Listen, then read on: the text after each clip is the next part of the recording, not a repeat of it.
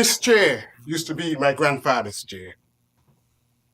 He used to love and sit in it and tell stories, funny stories, sad stories, scary stories.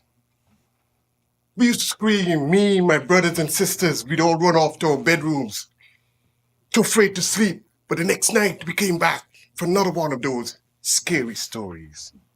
You see, those were the ones we loved the best, especially the one about the larger bliss. Now she nearly catch him in her trap. You see, them larger breasts is real pretty woman. And it's always dressed up in the nice gown, nice gown and thing. But it's only dressed up like that because one of their foot is a coat foot. So that is why they have to wear these long gowns. You say it was a good thing he was a fast man in his days, else he would have get catch. One night he was coming home from a party and he saw this beautiful woman.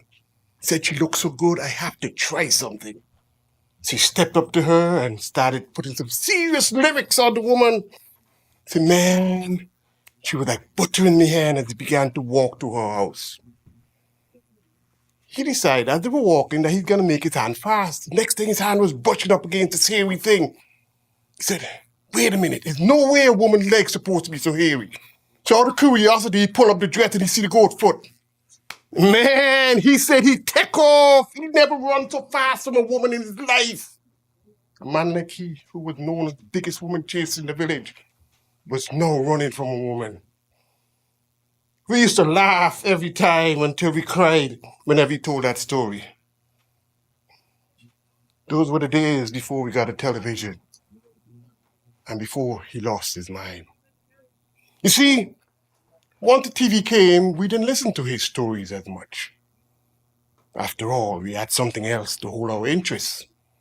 So after a while, he joined us, and TV became his comfort too. He used to love the old westerns. Oh, he loved those cowboy movies.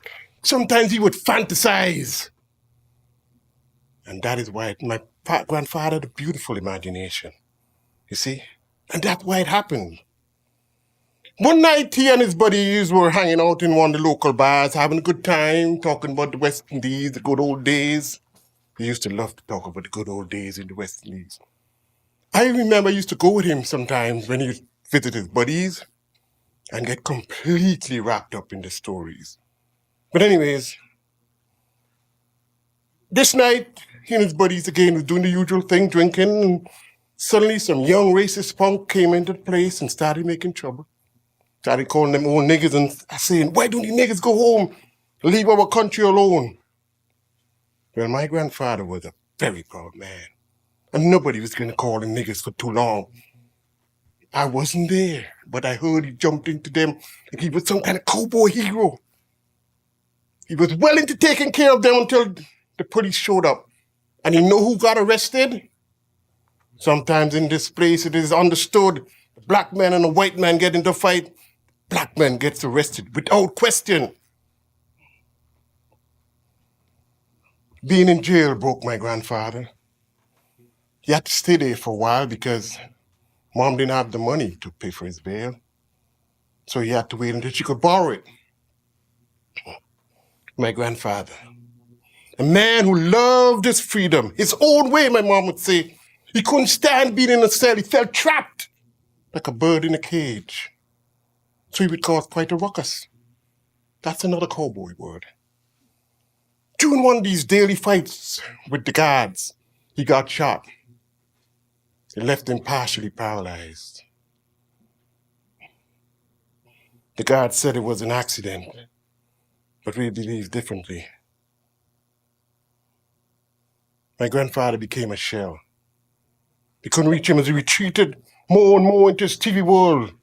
His favorite chair, this chair, was exchanged for a wheelchair. He would sit in it for hours in front of the television, sleeping and waking in front of it. We left him alone because we didn't know what else to do, and we couldn't afford expert help.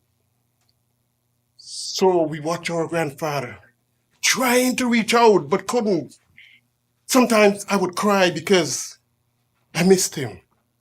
I missed the stories. And most of all, I cried because I was unable to help. I felt so impotent. The neighbors said we should put him in a home, but we couldn't. We just couldn't. Early one morning, trouble came big time. Grandfather woke up in front of the TV as usual, but it wasn't working. Something was wrong. Cable must have been down or something. It just wasn't working. My grandfather started carrying on and causing such a stink. The more we tried to calm him down, the more he would cuss and scream. The neighbors must have called the police because they were soon knocking down our doors. They broke the door down, and two big, beefy white policemen entered with police sticks drawn. They had a "we'll take care of this" look on their faces. They ordered us out of the room in our very own house. Can you imagine that?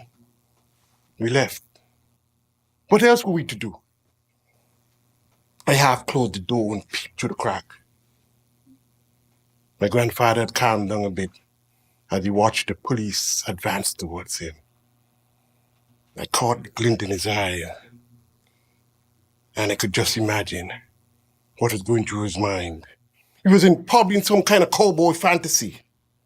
The police got close and suddenly he lunged and he screamed, "Oh, you'll never take me alive! I'll defend this town to the very end!" And then he pulled out a knife. I don't know where he got the knife from. Maybe we forgot to take it away when we took away his tray. But it was in his hand, and he was holding it like he had a six-shooter, and he was making popping sounds. Pop, pop. The police started wrestling with him, and for a while all I could see was the wheel tray going from left to right to left. My grandfather was putting up a good fight for a half-crippled man. But then again, he was always a proud man. I smiled and was proud of my grandfather. I watched as my grandfather pushed one of the policemen away from him, and suddenly shots rang out.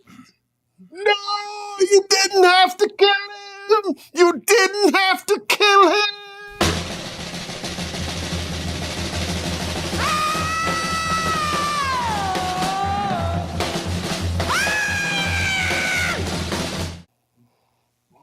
We buried our grandfather amidst all the controversy. We marched and demanded justice. Big dream, but we still marched.